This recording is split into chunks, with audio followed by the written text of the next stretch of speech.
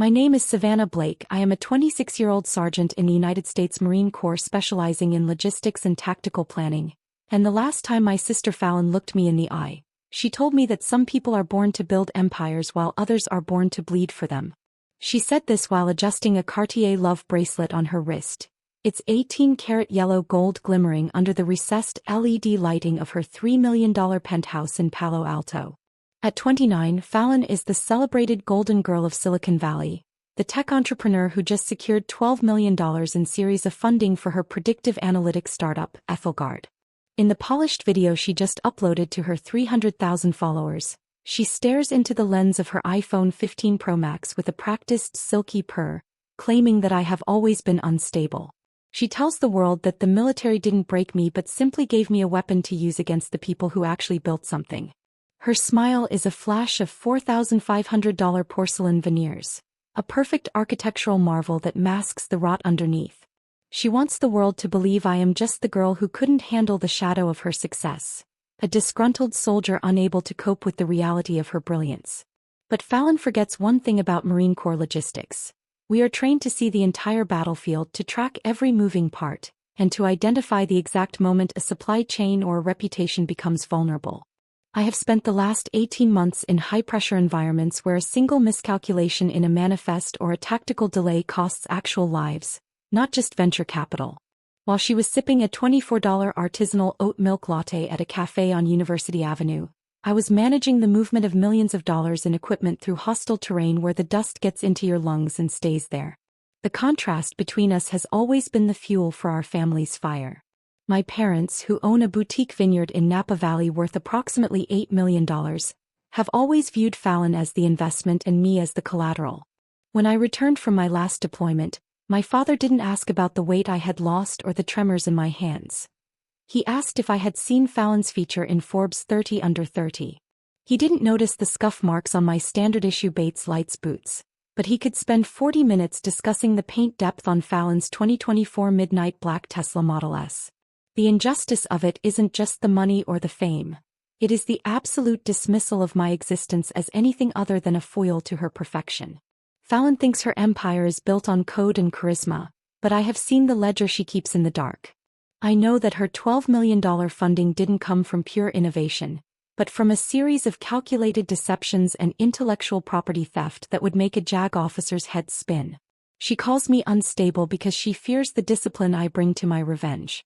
She thinks she is the one holding the camera, directing the narrative and playing the lead role in a digital fairy tale. She's wrong. I am Savannah Blake and I am the ghost in her machine, the tactical error she ignored, and the person who knows exactly how much it costs to tear down a house built on lies.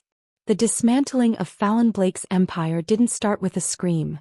It started with a quiet, logistical assessment of her many weaknesses. Family isn't always about the blood you share.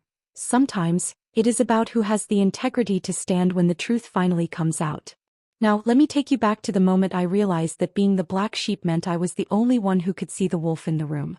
The economic chasm between my sister and me was not just a conceptual distance but a documented $250,000 annual gap that defined every interaction at our parents' dinner table.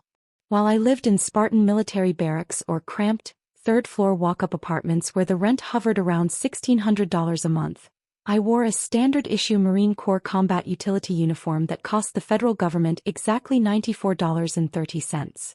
My daily driver was a battered 2014 Ford F-150 in Oxford white with 112,000 miles on the odometer and a persistent ticking sound in the 5.0-liter V8 engine that I had to ignore because a private mechanic in Oceanside quoted me $2,400 just to tear it down.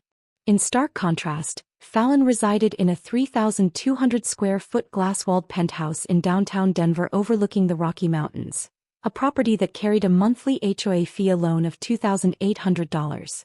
She moved through her climate-controlled world dripping in Cartier love rings and balanced precariously on $900 Manolo Blahnik BB pumps that cost more than my monthly grocery budget and car insurance combined. My parents, Robert and Diane Blake, viewed our lives through the cold lens of a ledger where I was nothing more than a disappointing line item on a tax return that they wished they could write off entirely. They had navigated the social circles of Napa Valley by boasting about paying Fallon's $60,000 annual tuition at an Ivy League institution without a second thought, treating it as a blue-chip investment in the family legacy.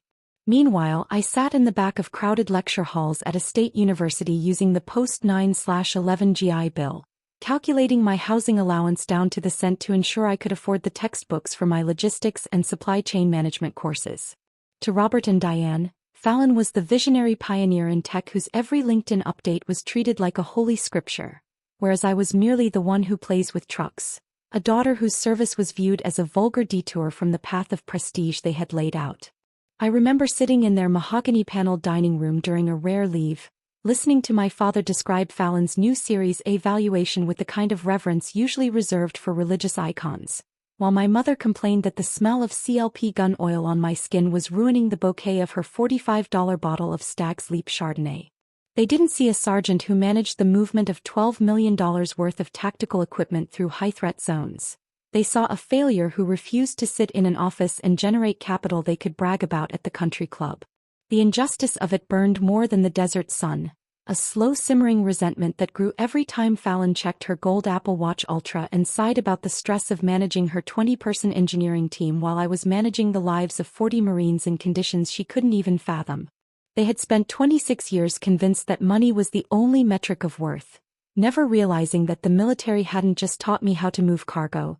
It had taught me how to wait, how to observe, and how to strike when the enemy is most confident in their own superiority. Fallon thought she was untouchable because her net worth was climbing, but she forgot that an empire built on the exploitation of others and the blind adoration of biased parents is a structure with a very weak foundation. Every time she looked down at my scuffed boots from the height of her designer heels, she was providing me with another data point for the tactical collapse I was preparing to execute against the very life she thought I was too insignificant to challenge. In the world of high-stakes logistics, the heaviest loads are often carried by those who have nothing left to lose, and I was beginning to realize that my lack of their approval was the ultimate tactical advantage. The betrayal did not happen in the shadows of our childhood home but under the blinding crystalline chandeliers of the Riverstone Hotel during the annual Women in Tech Excellence Gala, where 85 high-net-worth investors sat at circular tables draped in $120 silk linens. I had arrived in my dress blue alphas, the gold buttons polished to a mirror shine and my marksman badges aligned with mathematical precision, foolishly hoping for a shred of family pride or perhaps just a momentary recognition of the service I gave to a country that my sister only viewed as a market demographic. Instead of a hug or a seat at the table, Fallon intercepted me near the heavy velvet curtains of the backstage wing, her voice a low and venomous hiss that cut deeper than any drill instructor ever could. She adjusted her custom-tailored silk jumpsuit and told me that I was ruining the aesthetic of her evening, leaning in close enough for me to smell her expensive Jo Malone perfume as she whispered that people came to see a visionary leader and not a common grunt who smelled like a motor pool. The air in the corridor felt thick and stagnant as I pulled a crumpled notification from my pocket, a legal document alerting me to a suspicious $180,000 business loan taken out in my name using my military credentials as collateral. When I confronted her with the evidence of her identity theft and the predatory nature of her financial maneuvering, Fallon didn't offer an apology or even a lie to cover her tracks. She simply reached for the heavy leaded glass award sitting on a nearby mahogany pedestal, a trophy for innovation in leadership, and swung it with a calculated ferocity that caught me square across the jaw. The impact was a dull, sickening thud that sent a white-hot flash of agony through my skull, and as my knees buckled, I felt the metallic tang of blood pooling in my mouth. I hit the floor hard, my shoulder slamming into the $40 commercial-grade carpet, and as I looked up through a haze of pain and blurred vision, I saw my mother standing just a few feet away. Diane Blake didn't scream or rush to help her youngest daughter. She simply stood there in her $5,000 evening gown, delicately sipping a $14 glass of Veuve Clicquot Brut with a look of mild annoyance on her face. She looked down at me bleeding onto the expensive flooring and whispered for me not to make a scene, telling me that I always were too dramatic and that I was embarrassing the family in front of the people who actually mattered. In that moment, as the throbbing in my jaw synchronized with the rhythmic bass of the gala music playing beyond the curtain, the last tether of loyalty I felt toward the Blake name snapped like a frayed winch cable. I watched my sister wipe a stray drop of my blood off her glass trophy with a cocktail napkin and walk back toward the stage to receive her standing ovation from the elite of Denver's tech scene. They saw a pioneer of the future, But as I pushed myself up off the floor and tasted the iron of my own sacrifice, I realized they were all just witnesses to a crime that I was now uniquely qualified to investigate. My mother turned her back on me to refill her glass at the open bar, leaving me alone in the dark corner of the ballroom to contemplate the fact that my family had finally declared war. They thought they had discarded a broken toy, but they had actually ignored the most dangerous person in the room, a sergeant who knew exactly how to track every cent of that stolen loan and how to dismantle a reputation with the same cold efficiency used to strip an M4 carbine in the dark. As I walked out of the Riverstone Hotel and into the cool night air of the parking lot, the pain in my face was nothing compared to the clarity in my mind. The logistics of revenge are complicated, requiring patience and a meticulous attention to detail, but I had all the time in the world and a paper trail that led directly to the heart of Fallon's $12 million empire. Family isn't about who shares your DNA. It's about who stands by you when the world turns cold. And as I climbed into my old Ford F-150, I knew that the Blakes were no longer my family, they were simply my next mission. I sat in a 24-hour diner at exactly 03:22 a.m. while the flickering fluorescent lights overhead buzzed with a low-frequency hum that vibrated inside my concussed brain like a malfunctioning radio. My jaw was a roadmap of radiating pain, and the skin had already begun to blossom into a deep shade of royal purple that contrasted sharply with the starched white collar of my dress blue uniform. I looked down at a stained paper napkin sitting next to a $3 cup of bitter black coffee and used a cheap ballpoint pen to draw two distinct columns that would serve as the tactical map for my retaliation. On the left side I wrote family loyalty and assigned it a value of exactly $0 based on the cold indifference I had seen in my mother's eyes as she watched me bleed onto the Riverstone Hotel carpet. On the right side I wrote federal law and noted its value as incalculable because while they saw a daughter they could discard, I saw a series of felony counts that were about to crash down on their ivory tower. It was in the sterile silence of that diner that the full scope of the betrayal crystallized in my mind as I realized Fallon hadn't just physically assaulted me but had systematically exploited my deployment to Okinawa to steal my identity and secure that $180,000 business loan. She had clearly banked on the assumption that my military discipline and sense of duty would compel me to take the hit in silence for the sake of the family brand while I was stationed thousands of miles away in a different time zone.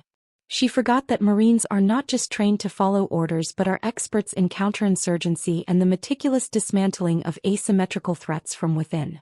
I did not need their love or their validation any longer because those were emotional currencies that had long since been devalued by their greed and narcissism. What I needed was a paper trail and the technical precision to follow the digital breadcrumbs she had left behind in her arrogance. I began to mentally inventory every document I would need to subpoena, including the fraudulent loan application that used my military service record as a guarantee and the forged signatures she had likely scanned from my old high school yearbooks or power of attorney forms.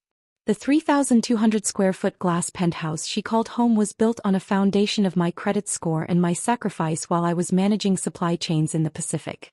I watched the steam rise from my coffee and felt a cold tactical calm settle over me that was far more dangerous than the anger I had felt at the gala. Fallon thought she was playing a game of social optics and venture capital prestige, but I was preparing for a war of attrition where every lie she told would become a fresh piece of evidence for a federal prosecutor. I reached into the pocket of my uniform and pulled out my smartphone to begin recording the exact time and my physical condition, knowing that every bruise was now a quantified asset in the coming conflict. The logistics of this operation would require me to be invisible for a while to let her think she had successfully silenced the grunt with a single blow from a glass trophy. She was currently celebrating her $12 million funding round with high-priced champagne, but she was oblivious to the fact that the person she deemed unstable was actually the most disciplined adversary she would ever encounter. I left a $5 bill on the sticky table and walked out into the pre-dawn chill of the parking lot toward my 2014 Ford F-150 with a very specific plan forming in the back of my mind. Family is supposed to be the one place where you are safe from the world, but for me it had become the primary theater of operations, and I was going to ensure that by the time I was finished the name Blake would be synonymous with the largest fraud scandal in the history of Silicon Valley. I adjusted my cover and ignored the sharp spike of pain in my jaw because in the Marine Corps we are taught that pain is just weakness leaving the body, and right now I felt stronger and more focused than I ever had during my 18 months of overseas service. The hunt was beginning and I was the only one who knew the terrain well enough to win. I initiated the tactical phase of my plan by contacting Miles Truitt, a first lieutenant in legal support at Camp Pendleton who possessed the kind of analytical mind that could find a needle in a haystack of bureaucratic paperwork. We met in a sterile, windowless office that smelled of industrial-grade floor wax and the acidic tang of stale 4-hour-old coffee, a space where the humming of the air conditioning unit provided the only soundtrack to our grim work. Miles didn't come alone. He brought in Dante Sutter, a former IRS criminal investigator turned private forensic accountant who charged $350 an hour to locate what he called ghost money, the digital footprints of funds meant to vanish into the ether. We gathered in a secure room filled with rugged black Pelican cases and encrypted Dell Latitude laptops that looked like they had seen service in a dozen different combat zones. This was the beginning of what I mentally categorized as target acquisition, a meticulous process of data mining designed to strip away the glossy veneer of Fallon's professional life.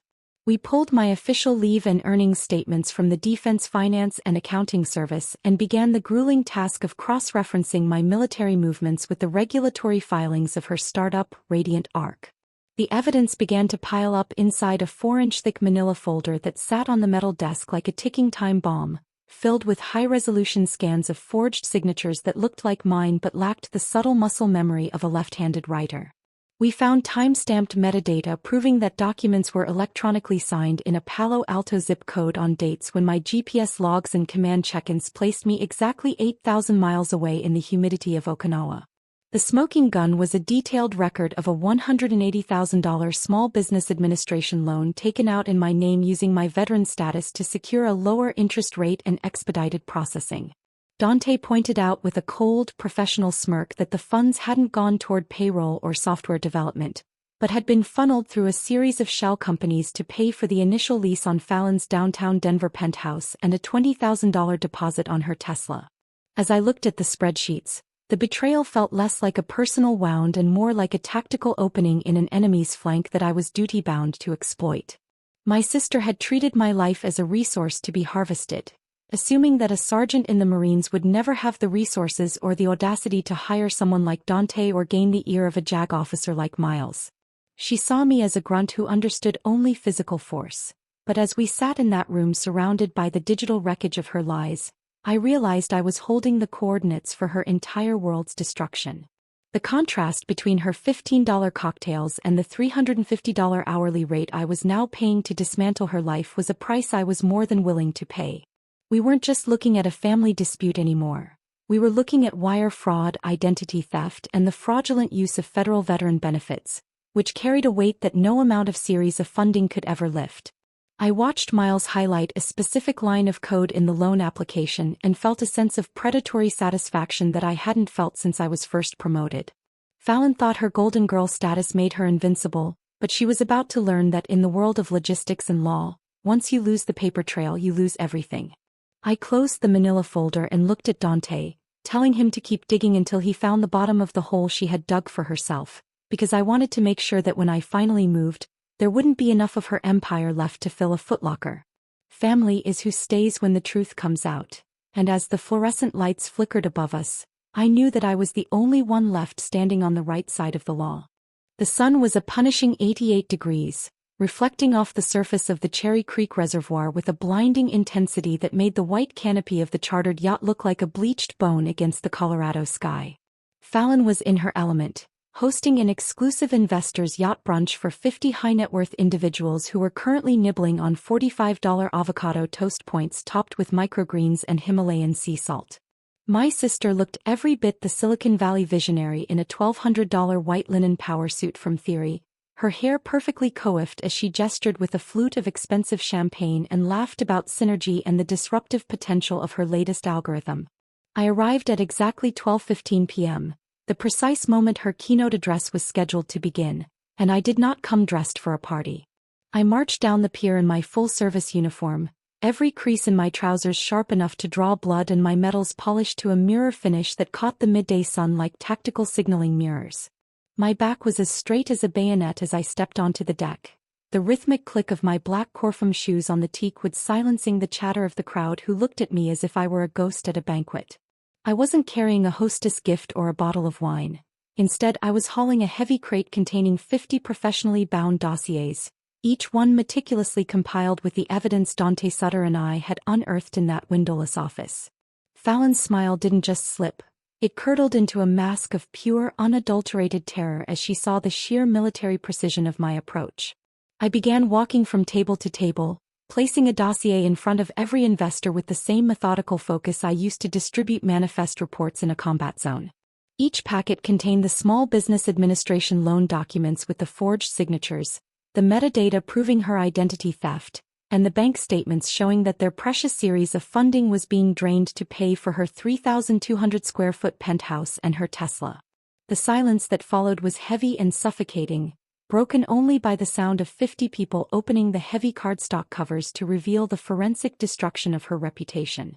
Fallon tried to speak, her voice cracking as she attempted to maintain the silky purr of the Golden Girl, but the words died in her throat when she saw the lead investor from a major Denver venture capital firm staring at a photocopy of my military orders from Okinawa. I stood at the center of the deck, a sergeant in the United States Marine Corps, watching the empire she built on my stolen identity begin to disintegrate under the harsh, honest light of a summer afternoon. She had called me a grunt and a line item, but as she looked at the 50 witnesses reading the story of her crimes, she finally realized that the shadow she thought I lived in was actually the vantage point from which I had planned her downfall. The synergy she had been bragging about was now a perfect alignment of evidence and consequence, and as the first investor reached for his phone to call his legal counsel, I knew the tactical phase of the operation was complete. My sister was no longer the pioneer of the future. She was a fraud caught in the sights of a person who understood that real power isn't measured in venture capital but in the integrity you maintain when no one is watching. The white linen of her suit looked pale and cheap against the deep, earned blue of my uniform, a final visual testament to the fact that you can buy the aesthetic of success, but you cannot purchase the honor of those you have betrayed. As the yacht swayed gently on the water, the only thing left of Fallon Blake's empire was the sound of 50 people realizing they had been sold a lie by the woman who thought her own sister was too insignificant to fight back. The execution was surgical, conducted with the cold, dispassionate efficiency of a tactical debriefing that left no room for the frantic emotional outbursts Fallon had predicted. I did not scream or hurl accusations. Instead, I moved with a measured, predatory grace to the front of the teak deck and calmly took the silver microphone from the hand of a startled caterer who was mid-pour of a $30 bottle of Prosecco. I looked out at the sea of confused, affluent faces and stated in a voice honed by years of commanding platoons that I would like to talk about the true military backbone of Radiant Arc. As the investors began to flip through the bound dossiers I had distributed, the atmosphere on the yacht shifted from sun-drenched luxury to a pressurized vacuum of dawning realization. Page 1 of the dossier laid bare the forged Small Business Administration loan application, showing the side-by-side comparison of my actual signature versus the digitized, distorted version Fallon had manufactured while I was deployed. Page 2 provided the smoking gun in the form of a wire transfer receipt documenting the exact movement of $180,000 from the business account directly into Fallon's personal offshore account in the Cayman Islands, a move that violated every fiduciary duty she owed to the people sitting in front of her. But it was page 3 that truly broke the silence, revealing a series of photos she had shamelessly photoshopped to depict herself in a Marine Corps Service Alpha uniform, complete with stolen rank insignia and ribbons she never earned, to fraudulently qualify for specialized veteran-owned small business grants. A billionaire investor at the front table, a man who had built a shipping empire on the backs of honest logistics, stared at the evidence until his grip slackened and his $15 blood orange mimosa dropped, the glass shattering into 1,000 jagged diamonds across the expensive teak deck. My mother, Diane, attempted to stand, her hand fluttering to her throat as her face turned the wretched color of cold ash, the wine in her glass trembling with the sudden realization that the family reputation she worshipped was being incinerated in real time. Fallon's mouth opened, her $4,500 veneers catching the light, but no sound came out as the practiced, silky purr of the Silicon Valley visionary was replaced by the silent, frantic gasping of a cornered thief. The pioneer in tech was gone, replaced by the shivering reality of a common identity fraudster who had underestimated the grunt she thought she could strike without consequence. I stood there in my dress blues, the heavy humidity of the reservoir clinging to the air, and watched as the men and women who had prepared to hand her millions of dollars began to reach for their encrypted phones to contact their forensic auditors and the authorities. There were no introductory phrases or dramatic pauses needed because the data spoke with a finality that my sister could never manipulate. The $1,200 white linen suit she wore seemed to shrink on her frame, no longer the armor of a CEO but the costume of a con artist whose stage had just collapsed. I had spent 18 months managing complex systems in the most hostile environments on Earth, and as I watched the utter disintegration of her empire, I realized that the most important logistical operation of my life was the one that restored my own name. Family isn't about the blood you share. Family is about the truth that remains when the money and the lies are stripped away, and on that yacht under the 88-degree sun, I finally stopped being a shadow and became the light that exposed the rot at the heart of the Blake legacy. The fallout that followed the yacht brunch was a Category 5 hurricane of legal and social destruction that tore through the Blake legacy with a relentless, calculated fury. Within 48 hours of the dossiers being opened, the Federal Bureau of Investigation had officially initiated a wire fraud and identity theft investigation, and the valuation of Radiant Arc plummeted from its $12 million peak to exactly zero as investors scrambled to distance themselves from the radioactive wreckage of my sister's reputation. Fallon was served with a $450,000 lawsuit that detailed her theft of my military credentials and her systematic defamation of my character, a legal weight that no amount of practiced charm could lift. My parents, Robert and Diane, sent a desperate 1,200-word email at 2 o'clock in the morning filled with frantic pleas for me to think of the family name and the social standing they had spent decades cultivating in Napa Valley, but their words felt like static from a broken radio. I did not reply. Instead, I systematically blocked their phone numbers, disconnected from their social media circles, and filed the paperwork to change my legal address to a secure location they would never find. Today, I live in a quiet 900-square-foot cottage that smells of pine and fresh air rather than industrial wax or expensive perfume, a home where every piece of furniture was bought with my own earned income. I am officially debt-free after the fraudulent loans were vacated by the court, and my promotion to staff sergeant came with a new level of responsibility that I handle with a clarity I never possessed while under the shadow of Fallon's manufactured brilliance. The high-definition smartphone recordings and the $1,200 linen suits have been replaced by the steady, quiet reality of a life built on integrity rather than theft. My sister's face, once the golden image of Silicon Valley success, is now a permanent fixture in a federal case file, her $4,500 veneers likely losing their luster in a world where she can no longer manipulate the narrative. Justice is not the loud, performative display she always craved. It is the silent, verified bank statement that shows a zero balance on a debt I never owed and the calm of a morning where I no longer have to look over my shoulder. I have learned that family is not a bond of blood that grants a license to destroy. It is a choice made every day to act with honor toward those you claim to love. By cutting the ties that were dragging me into the depths of their corruption, I didn't just save my career or my credit score. I saved the person I was always meant to be before the Blakes tried to turn me into a footnote in their story. The logistics of my life are now simple, clean, and entirely mine, proving that while an empire built on lies can vanish in a weekend, a life built on the truth can withstand any storm the world decides to send. There is a profound, heavy peace in the realization that I am no longer a weapon for them to use or a grunt for them to hide, but a woman who stood her ground and watched the house of cards fall exactly as I had planned. Family isn't who shares your name. Family is who stays when the truth finally comes out. And as I sit on my porch watching the sun set, I am perfectly content with being the only one left standing. The legal battle intensified with the cold precision of a pincer maneuver as Dante Sutter uncovered the full depth of what he termed the shell game, a labyrinthine network of financial fraud that revealed exactly how Fallon had weaponized my identity. She had exploited my pristine 780-point credit rating to open 4 separate high-limit credit lines, including a platinum card she had used to subsidize a lifestyle that her startup's actual revenue could never support. Dante meticulously tracked $42,300 in business expenses that were actually itemized receipts for luxury villa stays in Tulum, 5-course dinners at world-renowned restaurants, and private wellness retreats that she had brazenly categorized as research and development. While I was waking up at 0500 for formation, my social security number was being used to secure 5-star amenities for a sister who viewed my existence as a free resource to be strip-mined for her personal comfort. We coordinated with the Department of Veterans Affairs to file a formal red flag alert, a move that effectively cauterized her access to any federal systems and ensured that her fraudulent use of my veteran status was flagged across every major financial institution in the country. My lawyer, Miles Truitt, drafted a 22-page settlement demand that read like a death warrant for Fallon's career, presenting a stark ultimatum. She could pay $500,000 in restitution and damages or face a direct criminal referral to the United States Attorney's Office for aggravated identity theft and wire fraud. Fallon's visionary facade, once so impenetrable behind the glass walls of her Palo Alto office, was crumbling into a series of frantic unread text messages that lit up my phone screen in the middle of the night. She moved from demands for sisterly loyalty to desperate offers of stock options in a company that was now worth less than the paper her fraudulent contracts were printed on.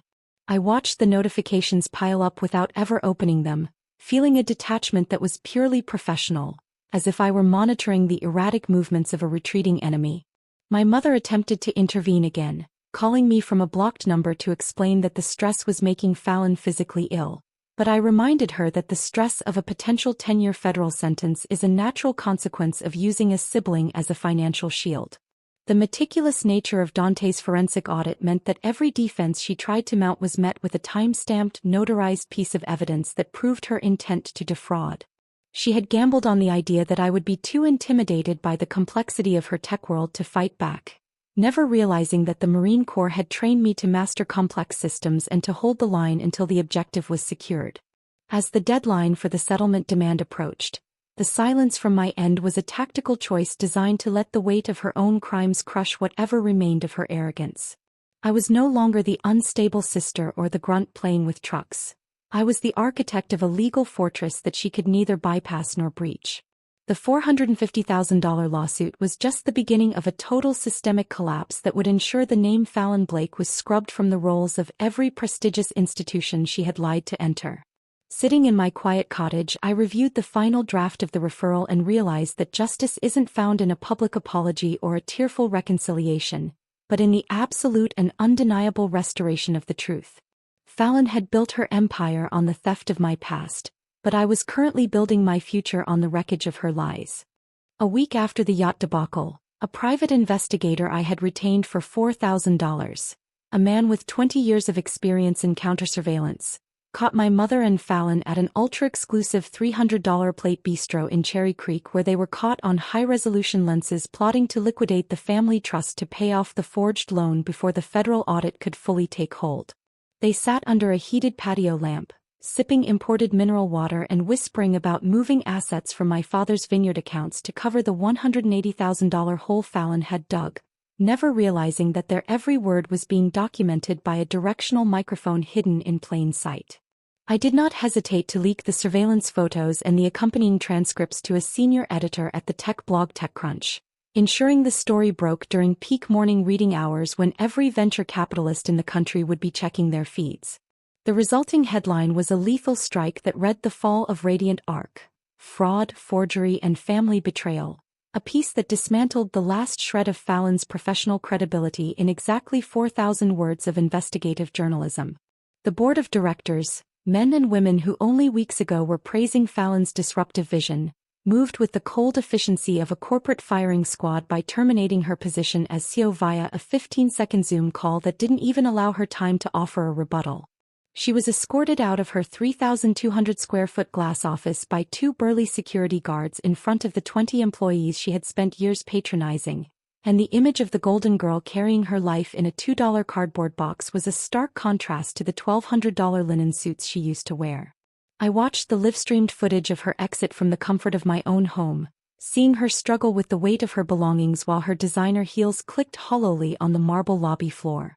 There was no victory party on my end, just the quiet satisfaction of a mission completed with tactical precision and the knowledge that the Blake name was finally being associated with the truth rather than a manufactured legacy.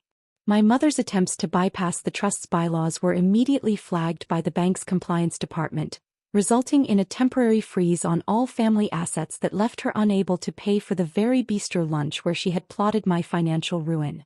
The glass walls Fallon had used to look down on the world had finally shattered, leaving her exposed to the harsh reality of a legal system that does not care about synergy or series of funding. Every piece of equipment she had purchased with my stolen identity was inventoried and seized as part of the ongoing wire fraud investigation, leaving her with nothing but the cardboard box and the crushing weight of her own hubris. The military had taught me that the most effective way to win a war is to deprive the enemy of their logistics, and by cutting off her access to the family trust and her corporate throne, I had effectively neutralized her ability to cause further harm. As I closed the laptop and looked out at the quiet trees surrounding my cottage, I realized that the shadow Fallon thought she had cast over me was gone, replaced by the brilliant and unforgiving light of a hard-earned justice. Family loyalty had been traded for a $2 box and a corporate exit, and for the first time in 26 years, I felt like the only person in the Blake family who actually knew the value of a dollar and the weight of an honest name. The final confrontation did not take place in the plush comfort of a Napa Valley vineyard or a high-rise executive suite, but within the cold, echoing corridors of the federal courthouse, a building constructed of unyielding granite and limestone that seemed to swallow the very air. Fallon looked haggard, a ghost of the woman who had stood on that yacht only weeks prior, her $900 hair extensions now frizzy and neglected, while her eyes were bloodshot from what I imagined were sleepless nights spent reviewing the 22-page settlement demand she could never hope to satisfy. She tried to corner me in the sterile hallway near the elevators, her breath smelling of bitter coffee and desperation as she lunged toward me with a jagged, frantic energy that made the security guards shift their weight. "You destroyed everything for a few dollars, Savannah," she hissed, her voice cracking and losing that practiced, silky purr that had once convinced billionaires to hand over their fortunes. I looked down at my watch, a rugged Garmin Tactics that displayed exactly 10:45 a.m., and I felt the weight of my uniform, the crispness of my ribbons, and the absolute solidity of my position. "No, Fallon," I said, my voice cold and clear as a mountain stream, "I simply protected my name from the rot you tried to infect it with." I told her with a steady, unflinching gaze that I hadn't destroyed her empire. I had merely stopped subsidizing her delusions with my own identity and sacrifice. "You destroyed yourself for a lifestyle you could never actually afford, a facade built on the credit of a sister you despised and the arrogance of a family that valued optics over integrity." She reached out as if to grab my sleeve, her movements clumsy and devoid of the grace she once performed, but I stepped back with a disciplined precision that left her grasping at the empty, refrigerated air. There was no anger left in me, only the logistical satisfaction of seeing a long-range plan reach its inevitable conclusion. I turned my back on the wreckage of the Blake legacy and walked away toward the heavy oak doors of the exit, the rhythmic metallic click of my military heels on the polished marble floors echoing through the hall like the final, definitive closing of a casket. Behind me, I could hear the muffled sound of my mother's voice as she arrived, still trying to fix the unfixable with frantic whispers about lawyers and reputation management, but their world no longer had any gravity for me. I stepped out into the bright, honest light of the morning, feeling the cool breeze against my face and the absence of the crushing burden I had carried since returning from Okinawa. The mission was complete, the target was neutralized, and the paper trail had led exactly where it was supposed to lead. Justice is a quiet, verified bank statement and the ability to walk into a room without a single lie attached to your name. As I reached my truck and climbed inside, I realized that for the first time in my 26 years, I wasn't just Savannah Blake, the girl in the shadow. I was Staff Sergeant Savannah Blake, the woman who had built her own fortress out of truth and survived the collapse of everything else. Family isn't blood, it is the honor you maintain when the lights go out, and as I drove away from the courthouse, I left the ghosts of the Blake family exactly where they belonged, in the past, buried under the weight of their own recorded crimes. Today, I sit on the weathered wooden porch of my cottage with a $4 cup of simple black coffee, watching the early morning mist roll off the foothills of the Rockies and realizing that this profound, undisturbed quiet is the most expensive and rewarding thing I have ever acquired. The tactical chaos of the last year has settled into a rhythmic peace that no amount of venture capital could ever purchase. Fallon is currently serving 24 months of supervised probation and is forced to perform 500 hours of mandatory community service, a reality that finds the former golden girl of Silicon Valley trading her $1,200 linen suits for a fluorescent orange safety vest as she picks up discarded plastic and debris along the shoulder of the I-25. There is a poetic logistical symmetry in seeing the woman who thought she was a pioneer of the future now tasked with cleaning up the mess of the present for minimum wage level credit. My parents, Robert and Diane, have seen their precious social standing evaporate like a Napa Valley fog, forced to sell the vineyard to cover legal fees and back taxes before relocating to a modest 2-bedroom condo where the walls are thin and the neighbors have never heard of Forbes 30 under 30. They finally understand that a reputation built on a foundation of lies is a liability that no bank will ever refinance. I have come to the definitive conclusion that while blood makes you related by a mere accident of biology, it is loyalty and integrity that truly make you family. I have chosen to build a new life for myself, one constructed on the bedrock of truth and supported by the kind of 4.0 GPA-level evidence that can withstand the scrutiny of a federal auditor.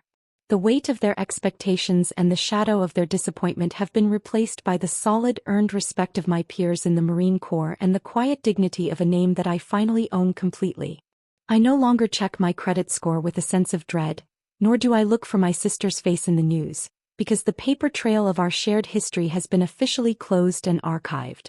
My life is now measured in the steady increments of my own achievements. From the precision of a well-executed logistics plan to the simple satisfaction of a morning spent without the need for a defensive strategy.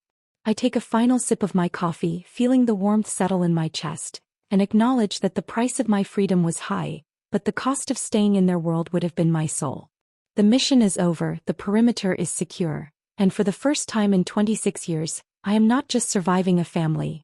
I am finally living a life that is entirely, authentically my own. Justice wasn't a gavel or a headline in the end. It was the ability to sit in this silence and know exactly who I am and exactly what I am worth.